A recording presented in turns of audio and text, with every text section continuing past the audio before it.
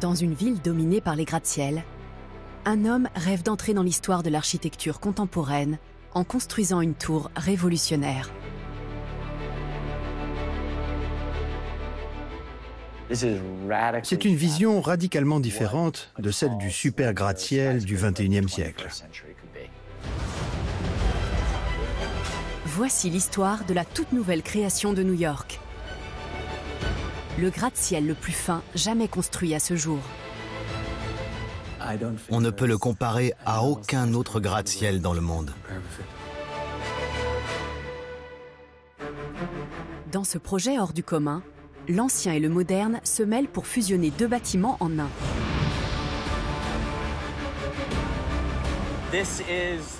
C'est vraiment complexe. Il y a beaucoup de facteurs inconnus. L'équipe se heurte à la roche la plus dure de toute l'île de Manhattan. Quelqu'un pourrait se tuer en marchant là-bas. À la moindre erreur, un siècle d'histoire risque d'être réduit en poussière. Rien n'est facile sur ce chantier. Tout est un vrai casse-tête. La Steinway Tower à New York est une nouvelle construction de l'impossible.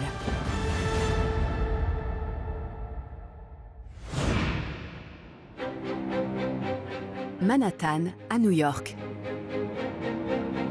Cette île de seulement 59 km² compte une concentration de bâtiments étonnants. Depuis plus d'un siècle, la ville de New York est une pionnière en matière d'architecture verticale. Aujourd'hui, son paysage urbain est reconnaissable entre tous. New York est le berceau des gratte-ciels depuis toujours. Ici, la seule devise, c'est le profit. C'est la capitale du capitalisme. On a toujours exploité les terres pour de l'argent. Après plus de 200 ans à construire et à reconstruire, l'île de Manhattan est désormais saturée. Les architectes sont contraints de revoir les règles du jeu. Une nouvelle génération de gratte-ciel a vu le jour.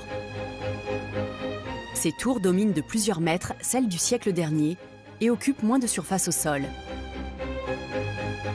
On les appelle les super gratte-ciels. Ces tours incarnent une nouvelle famille de gratte-ciel dans l'histoire de l'architecture verticale. Elles sont des symboles de l'avenir et représentent la grande invention du début du XXIe siècle. La petite dernière de la famille, située au numéro 111 de la 57e rue Ouest, sera la tour la plus haute et la plus étroite au monde. 435 mètres de haut sur 18 mètres de large. Si l'équipe qui se cache derrière ce coup de génie réussit son pari, l'architecte new-yorkais Greg Pasquarelli réalisera un rêve d'enfant. Quand j'étais petit, je pouvais voir de la fenêtre de ma chambre, dans Queens, le chantier du premier World Trade Center.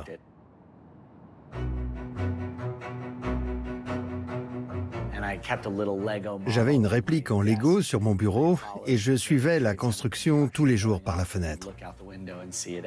Pour un architecte né à New York, avoir la chance de travailler sur un projet aussi extraordinaire est un rêve qui se concrétise. Depuis 20 ans, Greg Pasquarelli multiplie les créations innovantes. Mais rien de semblable à ce nouveau super gratte-ciel. Il faut accepter de faire le grand saut. C'est vrai qu'on avance en terrain inconnu, mais il n'y a rien de plus fascinant pour un architecte. Construire un super gratte-ciel à New York ne sera pas facile. Les plus anciennes tours de la ville occupent souvent un pâté de maisons entier. Celle-ci doit tenir sur une parcelle de 24 mètres sur 18, à peine plus large qu'un terrain de basket. C'est le projet de la densité. Il faut exploiter l'espace au sol dont on dispose et construire très haut, avec de très belles vues, au milieu d'une des zones les plus denses du pays. Le terrain est situé dans le quartier de Midtown, sur la 57e rue Ouest, au milieu d'une rangée de tours luxueuses surnommées Billionaires Row. Ici, les appartements au perché ont une vue dégagée sur Central Park et affichent des prix astronomiques. C'est l'un des quartiers résidentiels les plus chers au monde. Pour les investisseurs immobiliers, le seul moyen de s'enrichir dans cette rue est de construire le plus haut possible. La vue sur Central Park est le moteur de ce projet et de tous les super gratte-ciel ici. C'est une chance inouïe d'avoir une telle vue sur le parc. C'est très difficile à obtenir et il reste si peu de terrain constructible à New York que la vue est une qualité très rare pour un appartement. Le terrain est à 2 rues de Central Park. Seul problème, personne n'a jamais construit de gratte-ciel dans un espace aussi restreint. Car plus une structure est haute, plus ses fondations doivent être larges. Voilà pourquoi ce terrain est resté inexploité pendant des dizaines d'années, jusqu'à ce qu'un investisseur en immobilier de luxe le rachète, au risque de perdre plusieurs millions d'euros. Ce terrain a été vendu, revendu et a changé de main une demi-douzaine de fois pendant les 10 ans qui ont précédé notre acquisition. Soit les propriétaires ne savaient pas quoi en faire, soit ils pensaient leur projet irréalisable. Cette fois, l'investisseur et les architectes pensent avoir trouvé la solution. Et pour la mettre en œuvre, ils ont dû racheter l'immeuble voisin pour la modique somme de 155 millions d'euros. Malheureusement, il ne suffit pas de démolir ce bâtiment pour augmenter la surface constructible, car il s'agit du Steinway Hall et personne n'a le droit d'y toucher.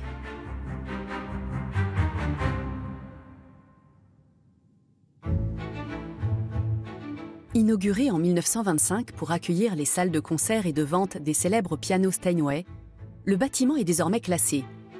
Il ne peut pas être démoli.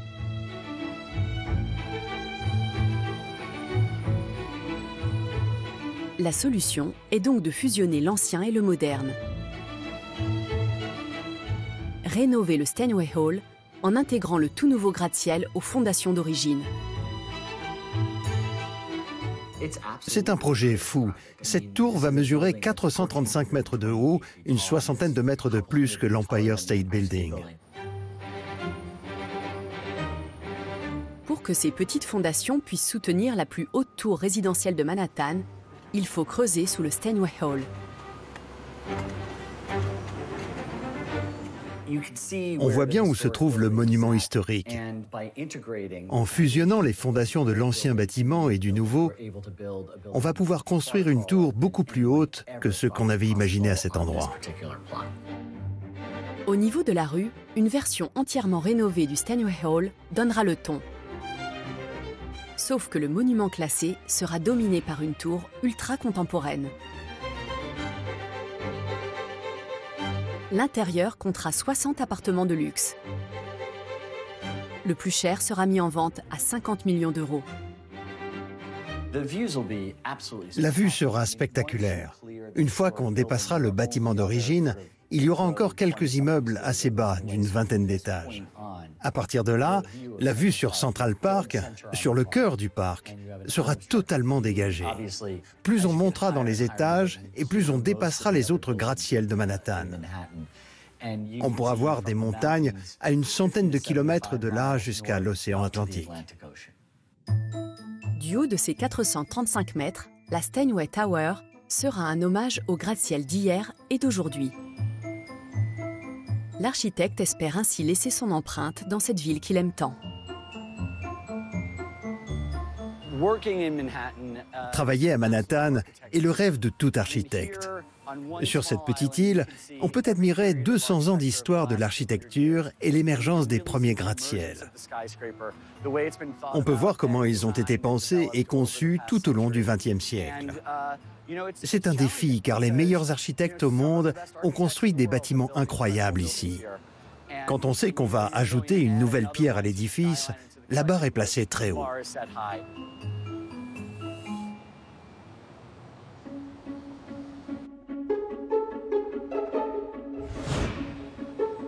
Les plans sont prêts.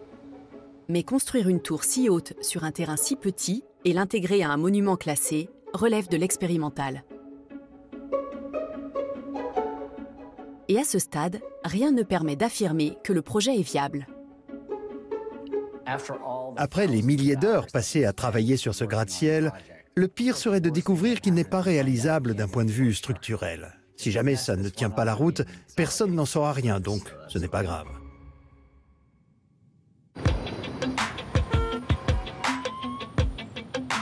Mai 2015. Sur la 57e rue Ouest, les travaux de la Steinway Tower ont déjà commencé. L'homme chargé de faire de cette vision une réalité s'appelle Anthony Vivello.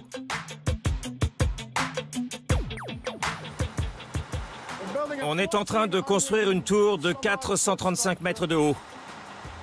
Résidentielle, ultra luxueuse, fine comme une allumette. Elle est encore plus étroite en haut et elle va dominer tous les environs. Malgré ses 30 ans d'expérience, Bon sang, tu peux pas mettre une poutre là!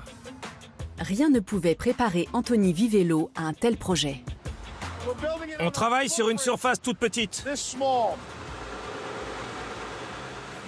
Construire une tour de 400 ou 500 mètres de haut sur un terrain aussi étroit est un cauchemar logistique. La taille de ce terrain, grand comme un mouchoir de poche, est loin d'être la seule difficulté. La première étape de la construction, les fondations, nécessite de creuser en profondeur. Et plus précisément, sous le Steinway Hall. Cela veut dire déplacer des centaines de mètres cubes de terre et de roches sans endommager le bâtiment classé. Toute l'équipe avance main dans la main et s'entraide. C'est le seul moyen de s'en sortir. Si on ne travaille pas en étroite collaboration, on n'y arrivera jamais. Une fois les fondations creusées, il faudra combler la fosse avec des armatures en acier renforcé et couler 360 tonnes de béton.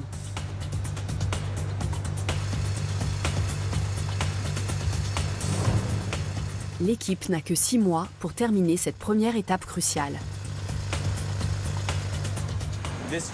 Les fondations vont déterminer tout le reste du calendrier. Sans forer, casser la roche et être sûr d'avoir les conditions rocheuses idéales, on ne peut pas couler les fondations ni construire la superstructure, donc on ne peut pas terminer la tour. Mais les ouvriers se heurtent rapidement à un mur. Comme si travailler à l'étroit n'était pas assez difficile, la roche est extrêmement dure. Tout Manhattan est construit sur un sol granitique. D'ordinaire situé à plusieurs mètres sous terre, ce granit est ici très près de la surface. Un sol dur permet d'ancrer un gratte-ciel en profondeur. Mais personne n'a jamais tenté de construire sur les fondations d'un autre bâtiment.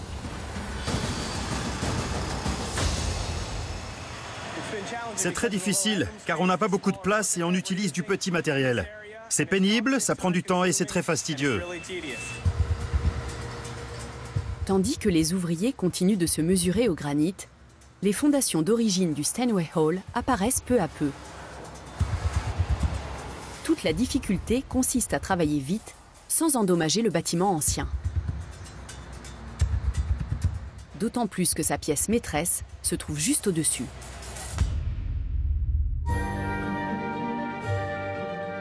C'est la rotonde, la superbe salle de concert du Steinway Hall.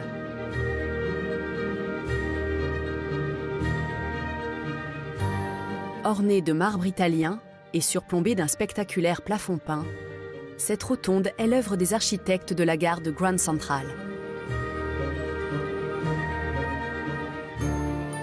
La pièce, à elle seule, est classée monument historique. Mais elle ne tient plus que sur des colonnes vieilles d'une centaine d'années.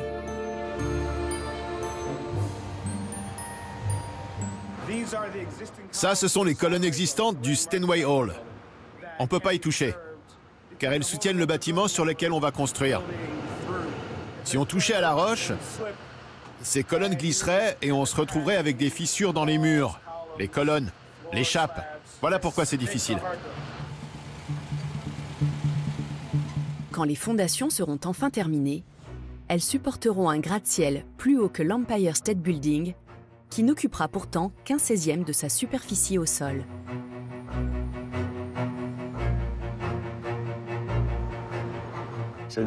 C'est un bouleversement radical. On est contraint de repousser les limites de la conception et de l'esthétique d'un super gratte-ciel contemporain. Les dimensions démesurées de la tour nécessitent que son ossature soit extrêmement solide pour éviter qu'elle n'oscille au gré du vent. La technique employée la plupart du temps consiste à monter des colonnes, des fondations au sommet. Mais elles occuperaient un espace précieux. La solution des architectes, 2 murs de contreventement de 435 mètres de haut de part et d'autre de la tour. Ensemble, ils agiront comme 2 renforts latéraux et apporteront la rigidité nécessaire. Ça n'a jamais été fait à cette échelle. C'est très inhabituel, car on se retrouve avec une forte densité structurelle au niveau de 2 parois et une absence de structure au niveau des 2 autres. Cet élément définit toute l'esthétique du bâtiment.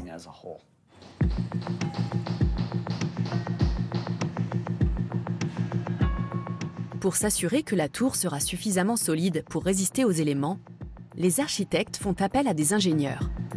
Ils veulent sans doute le bloquer le plus possible. Ils savent comment dompter les forces de la nature.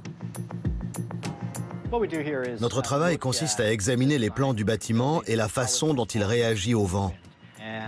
On a construit une maquette de la tour et de son environnement pour la tester dans un tunnel à vent. Dans ce laboratoire installé à Toronto, au Canada, les ingénieurs peuvent simuler les effets du vent sur les super gratte-ciels.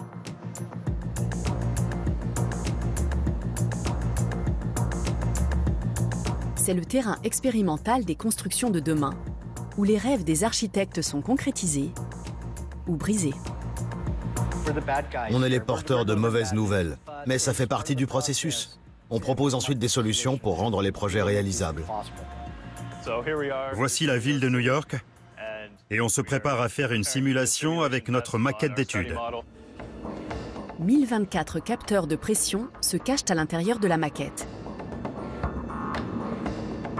Chacun enregistre la force exercée par le vent en différents endroits du bâtiment.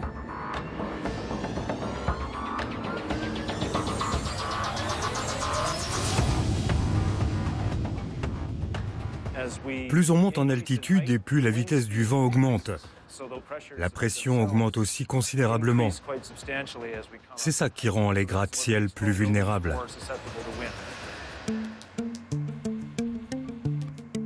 Au pied du gratte-ciel, les constructions environnantes font office de paravent. Mais 400 mètres plus haut, les capteurs ont détecté un grave problème. Le vent fait bouger le sommet de la tour.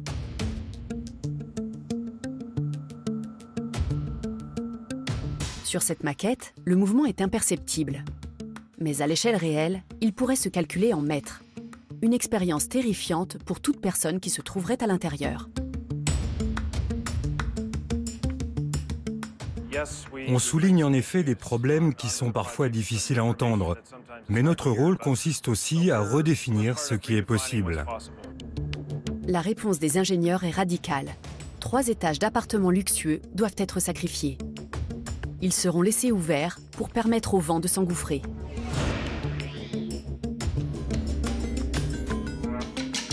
C'est un compromis coûteux, mais c'est le seul moyen d'empêcher la tour d'osciller.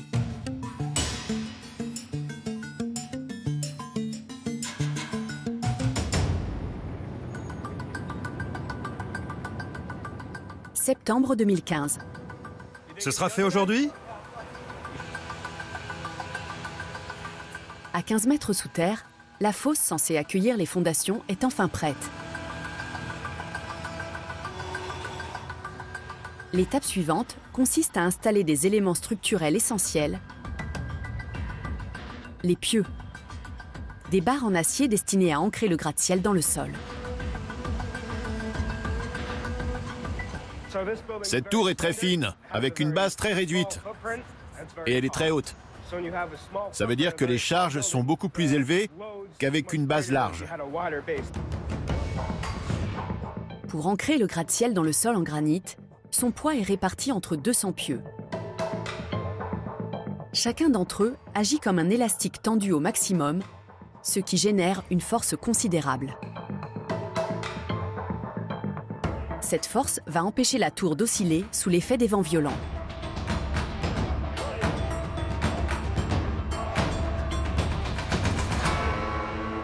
En raison de la base étroite, les pieux sont très rapprochés les uns des autres et leur pose est beaucoup plus longue que prévu. Mais ce travail ne doit en aucun cas être bâclé. Si on fait une erreur ici, elle sera multipliée par 10 plus haut. Tout doit être parfait à ce niveau pour que la tour soit parfaite.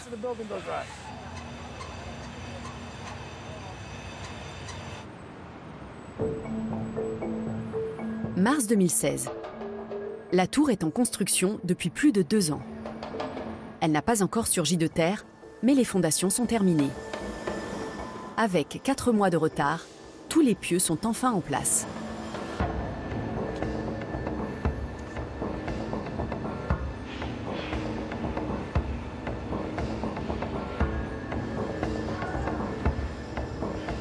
Les colonnes d'origine du Steinway Hall ont été consolidées et le super gratte-ciel dispose désormais d'une base solide.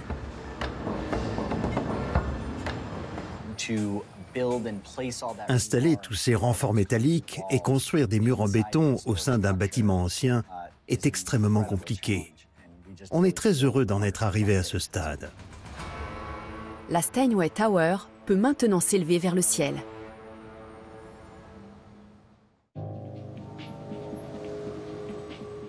Après 2 ans de travaux interminables, le moment est venu de passer à l'étape suivante du projet. C'est quoi le problème? Le directeur des travaux, Anthony Vivello, Rob, où es-tu? peut lancer la phase d'élévation. Aujourd'hui, son équipe va couler la dalle de béton qui constituera le rez-de-chaussée de cette tour de 82 niveaux. En cas de problème, viens me voir. On est enfin sorti de terre. Ça fait 2 ans qu'on est dans ce trou. On s'est heurté à la roche la plus dure de New York. Ce n'est pas moi qui le dis, ce sont les ingénieurs qui ont 30 ou 40 ans d'expérience. Tout ce qu'on fait ici est novateur, totalement dingue, difficile. Le rez-de-chaussée est une étape capitale. Bonjour.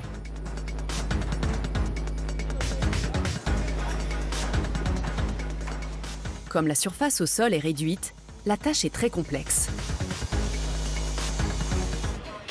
Ça va être de ce mur jusqu'à 12 mètres plus loin. C'est tout. Il y a 12 ou 13 niveaux différents sur cette surface. Normalement, les dalles sont sur un seul niveau. Mais là, il y en a tellement que rien n'est simple. Rien sur ce chantier n'est facile. Tout est un vrai casse-tête. Il faut 360 tonnes de béton haute résistance pour couler cette dalle. Et une fois qu'il commence à couler, impossible de l'arrêter. La dalle doit constituer une masse solide parfaitement homogène. Si des fissures se forment à l'intérieur, c'est tout le bâtiment qui sera fragilisé.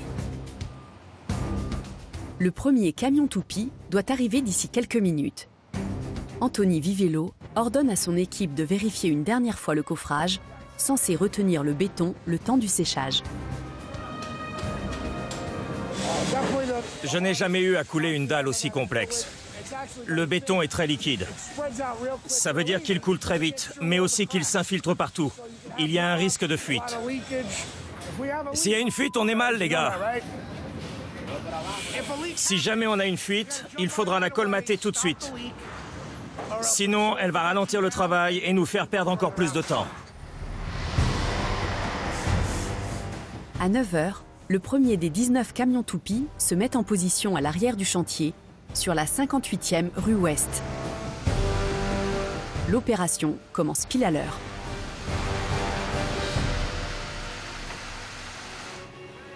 Il coule bien. Un peu trop liquide, mais ça va.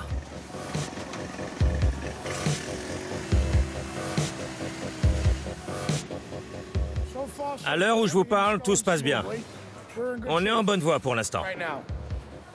Malheureusement, ça peut changer à tout moment. On croise les doigts.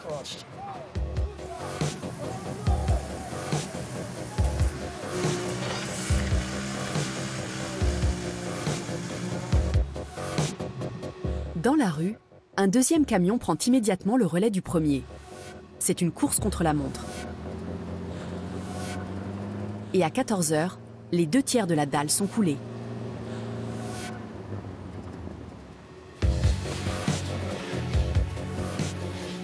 On en est au 12e camion.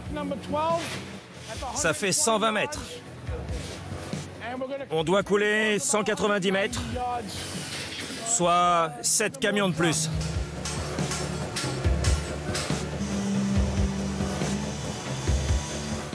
Je ne vais pas vous mentir. Oh, attention! Je commence à être content.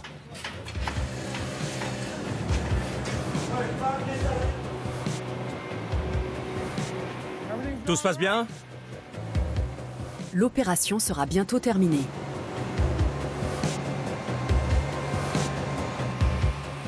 C'est le 14e camion. Il doit en rester 4 ou 5. Tandis que le directeur des travaux compte les camions dans la rue, 15. à l'intérieur, Tout le monde descend! son pire cauchemar devient réalité. Il y a une fuite dans le coffrage. Le béton est en train de se répandre, et ce, depuis longtemps déjà. Dites-moi ce qui se passe. Pas maintenant, s'il vous plaît. Je vais m'énerver. C'est une catastrophe. Bon sang! L'équivalent d'un demi-camion s'est déversé au sous-sol. Vous n'avez rien vu? Qui est censé surveiller? Quelqu'un a fait preuve de négligence, et Anthony Vivello est furieux. Expliquez-moi comment personne n'a rien vu. Il y a 5 mètres par terre et personne n'a vu la fuite? J'y crois pas. Dans la rue, les camions s'accumulent, prêts à livrer leurs précieux chargements. Mais la priorité est de colmater la fuite et d'évacuer le surplus de béton avant qu'il ne prenne définitivement.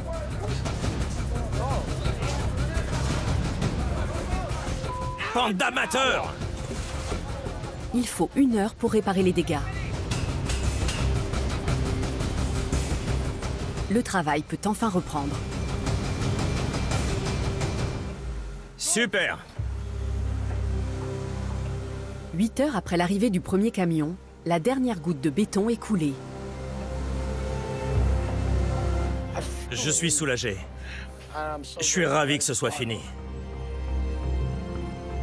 Cette étape cruciale de la construction est achevée, non sans quelques sueurs froides.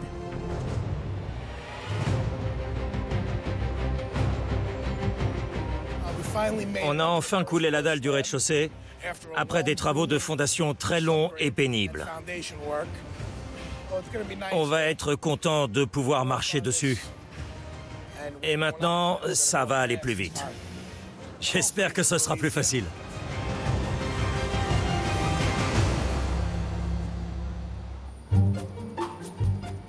Au fil des mois, le super gratte-ciel commence à prendre forme à côté du Steinway Hall. Pour que cette tour devienne un monument incontournable, les architectes ont eu une idée.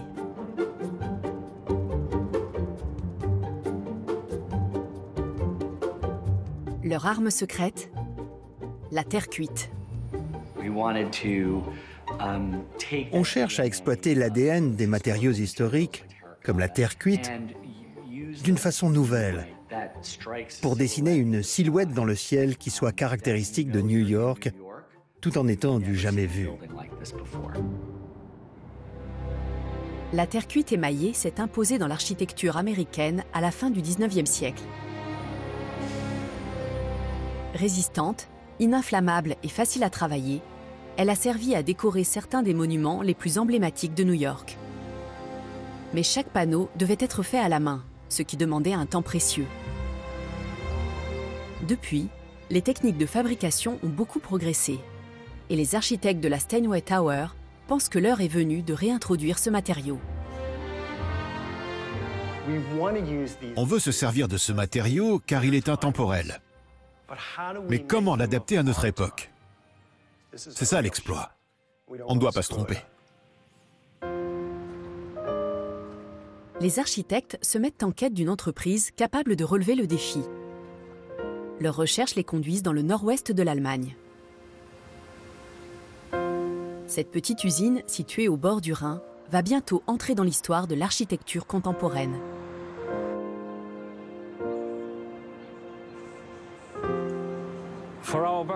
Pour tous nos ouvriers, c'est une grande réussite de travailler sur un projet aussi important. Quand ils verront le gratte-ciel à la télévision, ils se souviendront d'avoir travaillé sur ce bâtiment et verront les panneaux qu'ils ont eus entre les mains. Depuis 20 ans, Klaus Bayer et son équipe travaillent à moderniser ce matériau ancien. Leurs nouvelles techniques leur permettent de produire des tuiles de forme complexe, plus grandes et plus solides. Cette terre cuite émaillée possède également une qualité essentielle pour un bâtiment urbain. La poussière ne peut pas y pénétrer. Voici l'un des panneaux destinés à la Steinway Tower. Comme vous le voyez, il a une forme complexe. Ce genre de forme, pour beaucoup de fabricants, est impossible à réaliser. Mais pour nous, elle est habituelle. C'est ce qui a plu à l'architecte. Il nous a expliqué quelle forme il voulait obtenir et on l'a aidé à concrétiser ses idées. Les panneaux produits par cette usine de 260 ouvriers recouvrent des constructions ultramodernes dans le monde entier. Mais ceux conçus pour le gratte-ciel de New York présentent des difficultés nouvelles. La première est de taille. Il en faut 45 000. Voici l'une des formes utilisées pour le gratte-ciel. Comme vous le voyez, elle est assez compliquée. N'oubliez pas qu'on doit respecter les dimensions au millimètre près. On doit réaliser 61 formes différentes. Et pour toute la tour, il faudra qu'on fabrique 45 000 pièces comme celle-ci. Les machines ont beaucoup évolué, mais le procédé de fabrication n'a que très peu changé au fil des décennies. L'argile naturelle est toujours broyée, humidifiée, moulée et cuite. La différence majeure vient de l'échelle de la production et de la gamme de couleurs. Afin d'ajouter de la texture à la façade du gratte-ciel, l'équipe a créé 5 teintes différentes. Une fois en place, les panneaux formeront un motif qui évoluera à mesure que le soleil tournera autour du bâtiment.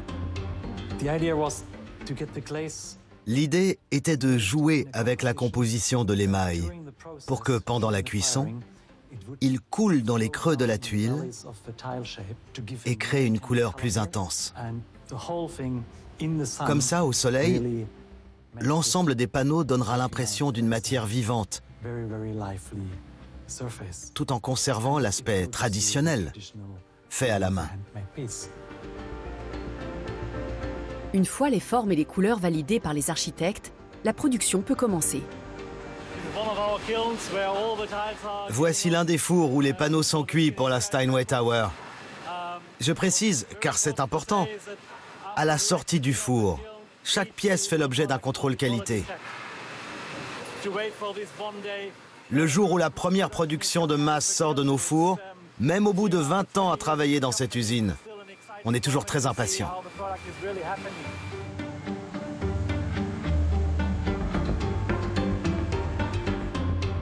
Une fois contrôlés, les premiers panneaux sont préparés pour le transport vers New York, leur destination finale.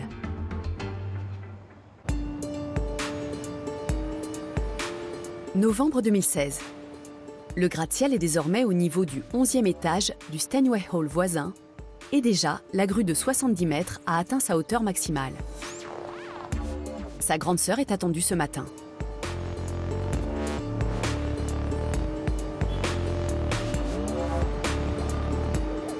La nouvelle grue à tour sera fixée à la paroi du bâtiment et sera déployée au rythme de la construction.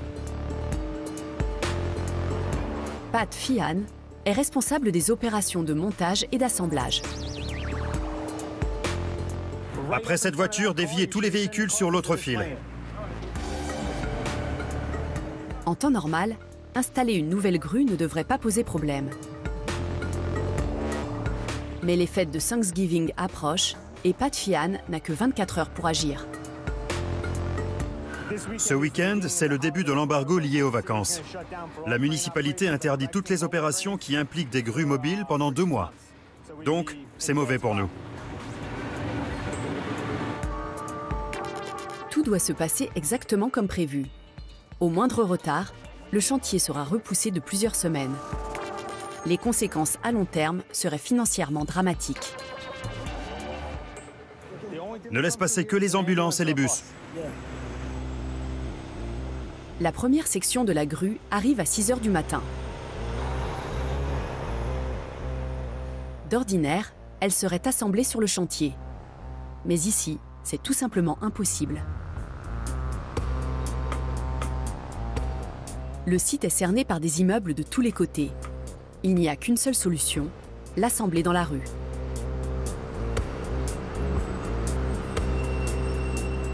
La grue nécessaire à l'assemblage peut soulever plus de 300 tonnes. Elle doit être positionnée avec une extrême précision. Dans le cas contraire, elle risque de s'effondrer sur la chaussée et d'endommager la base du gratte-ciel en construction. On doit coordonner l'emplacement exact des pieds. On dirait que c'est fait au petit bonheur la chance, mais en réalité, il faut beaucoup de calculs savants pour placer ses pieds au bon endroit. Ils reposent sur les fondations qui ont été coulées pour la tour. Ça faisait partie des calculs pour positionner la grue.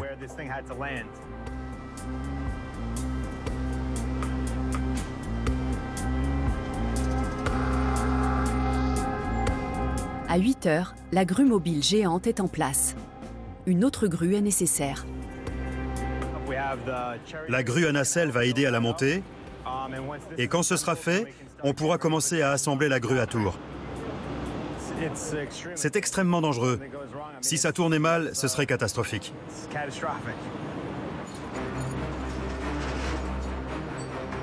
Pour ne rien laisser au hasard, chaque étape a été planifiée et validée par le bureau des permis de construire de la ville. L'inspecteur dépêché sur les lieux doit s'assurer que le plan est respecté à la lettre. Et c'est un homme particulièrement exigeant.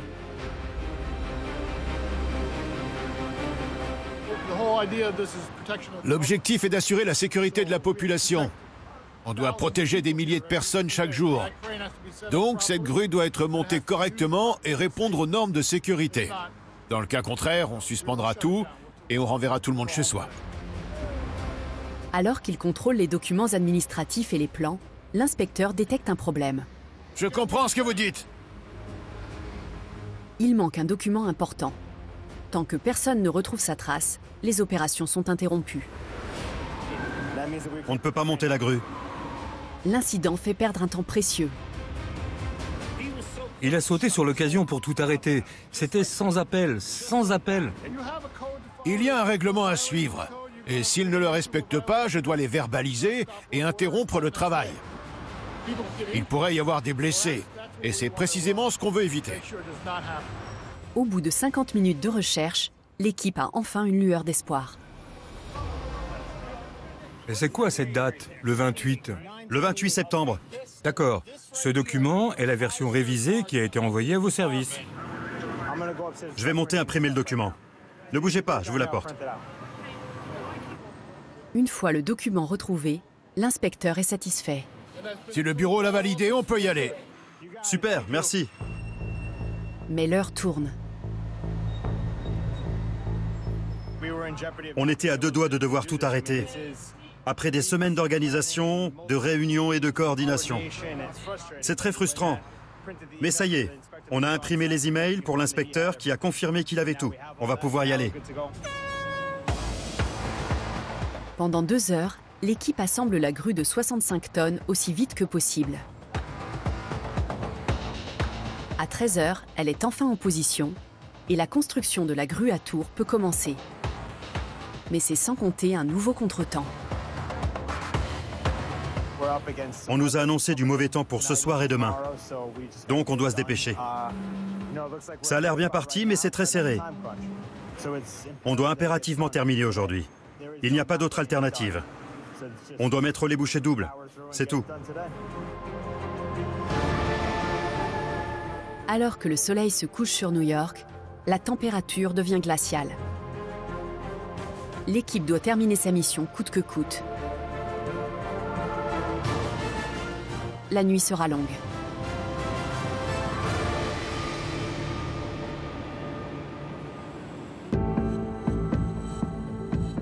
« 8 heures, le dimanche de Thanksgiving. L'équipe a travaillé sans relâche depuis 24 heures. Dans la 57e rue Ouest, une nouvelle grue à tours domine désormais le quartier de Midtown. Pat Fian a réussi. On est très content car c'est un grand pas. C'est une opération cruciale qui va nous propulser à l'étape suivante. Cette grue va nous accompagner jusqu'à la fin du chantier. Le super gratte-ciel aura bientôt la tête dans les nuages, si tout va bien. Juin 2017. La Steinway Tower est en construction depuis maintenant plus de 3 ans. Elle approche des 100 mètres de haut. Les travaux de rénovation du monument historique à ses pieds, le Steinway Hall, sont désormais achevés.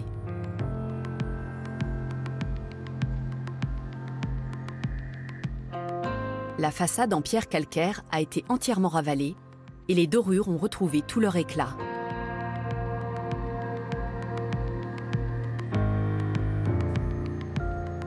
Derrière le Steinway Hall, le super gratte-ciel comptera bientôt 20 niveaux.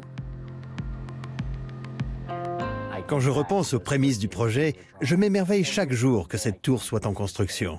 C'est pour ça que je me tords le cou tous les jours pour constater qu'elle ne cesse de grimper.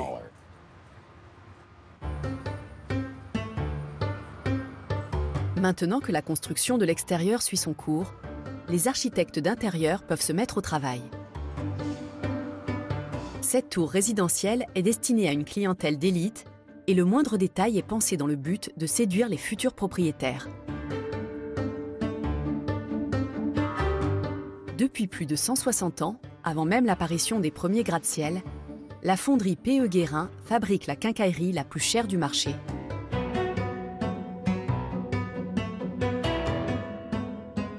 Mais au fil de sa longue histoire, elle n'a jamais dû répondre à une commande de cette envergure. Tous les produits commandés par la Steinway Tower vont nous demander 2 ans de travail. Tout est à une échelle stupéfiante. Aujourd'hui, l'équipe termine les dernières poignées de porte, sculptées à la forme du gratte-ciel. Pour chaque poignée, un moule unique est rempli de cuivre liquide, chauffé à 1000 degrés. Le cuivre repose ainsi dans le moule pendant 15 minutes. Il est ensuite refroidi, travaillé et limé. On imagine à quel point c'est fastidieux quand on le regarde travailler. Il va passer des heures à limer cette pièce. Une seule poignée de porte nécessite 2 longues journées de travail. Mais lorsqu'un client paie le prix de la qualité, il doit obtenir la perfection. D'habitude, les investisseurs veulent faire moins cher et plus vite. La simple idée qu'ils prennent le temps d'attendre qu'on fabrique tout à la main dépasse l'imagination.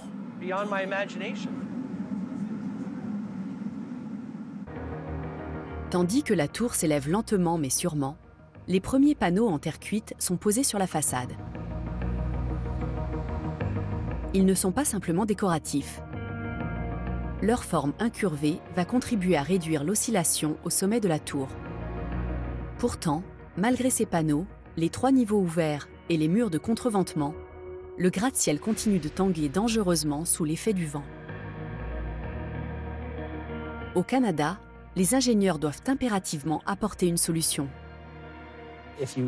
Si on ne prend pas en compte le mouvement au sommet de la tour, on risque de construire un gratte-ciel dans lequel personne ne voudra habiter.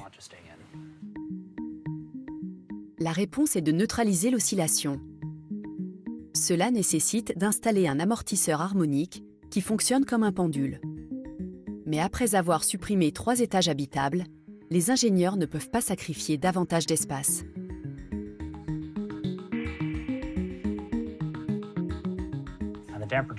L'amortisseur doit être installé tout en haut de la tour, là où il fonctionne le mieux. En augmentant la capacité d'amortissement, on permet à des architectes de construire des bâtiments qui, sans ça, seraient à peine habitables.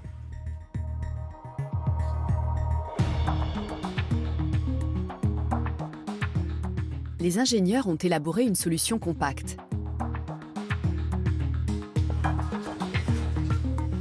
En superposant deux blocs indépendants, d'un poids total de 725 tonnes, ils ont fabriqué l'amortisseur harmonique le plus lourd au monde.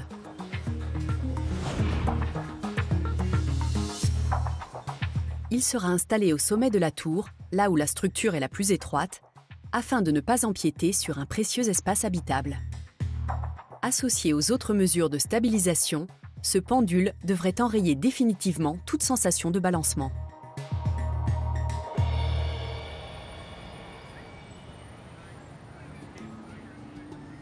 Novembre 2017.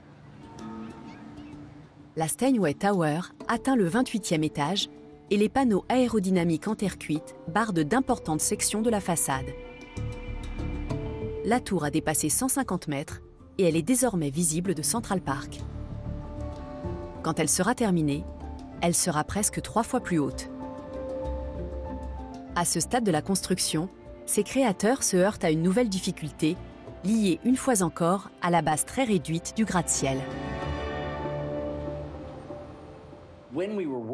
En travaillant sur le projet, on s'est aperçu qu'on avait une surface au sol très limitée.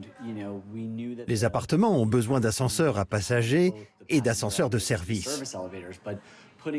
Mais installer 4 cages occupe un espace habitable considérable.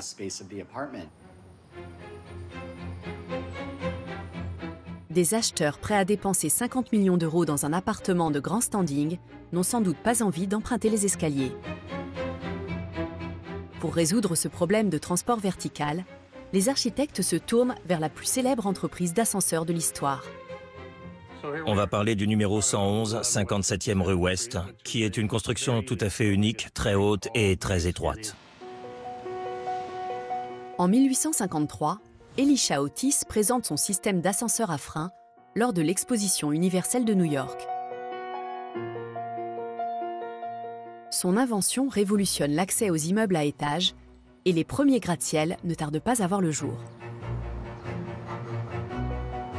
Au fil de son histoire, l'entreprise va concevoir des ascenseurs pour l'Empire State Building, la Tour Eiffel et plus récemment la tour Burj Khalifa, haute de 830 mètres. Mais les ascenseurs de la Steinway Tower n'ont pas simplement besoin de monter très haut.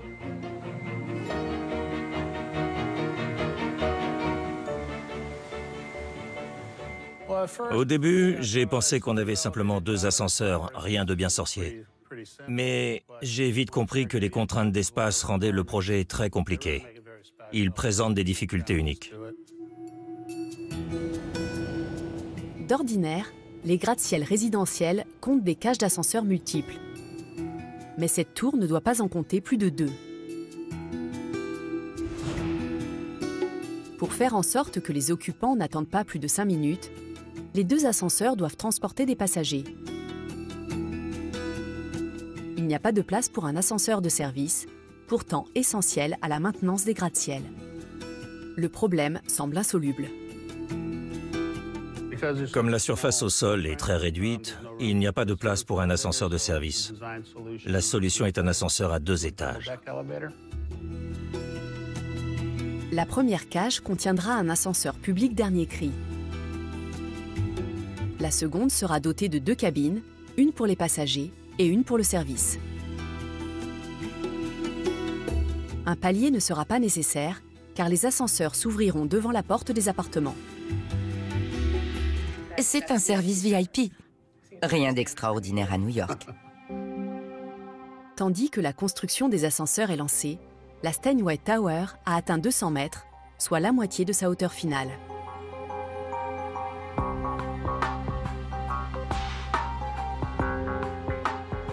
Seul problème, la tour était censée être terminée il y a 2 mois. Il reste près de 40 étages à construire et les aménagements intérieurs n'ont même pas commencé.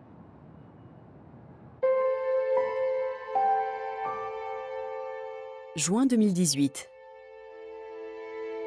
Les occupants du super gratte-ciel auraient dû emménager depuis longtemps. Mais la tour est loin d'être terminée. Il manque encore plus de 30 étages. La complexité du projet et les contraintes financières ont eu raison du calendrier initial. La fin des travaux est désormais prévue pour 2020. Son architecte savait que le projet était ambitieux. On vient de passer les 275 mètres. C'est une tour très difficile à construire, mais on est très confiant.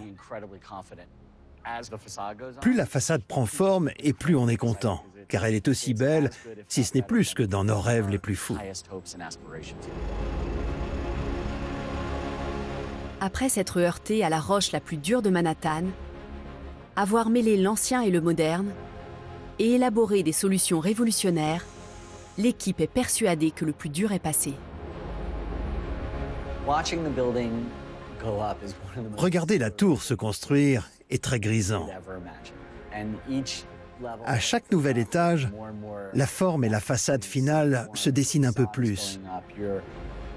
Et on devine le résultat tant attendu. Quand c'est encore plus beau que ce qu'on espérait, ça fait vraiment très plaisir. La Steinway Tower continue sa folle ascension au-dessus de Manhattan.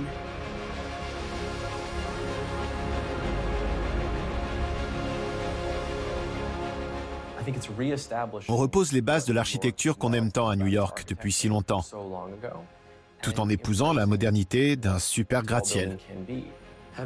J'ai vu le bâtiment se construire et je ne crois pas qu'on puisse le comparer à un autre gratte-ciel dans le monde. La Steinway Tower est en passe de devenir un chef-d'œuvre au sein d'un paysage urbain légendaire. Greg Pasquarelli a exaucé son rêve d'enfant. J'ai grandi à New York. Parvenir à construire le gratte-ciel le plus fin au monde dans cette ville permet de redéfinir l'architecture de ce type d'ouvrage et ouvre des possibilités infinies pour l'avenir.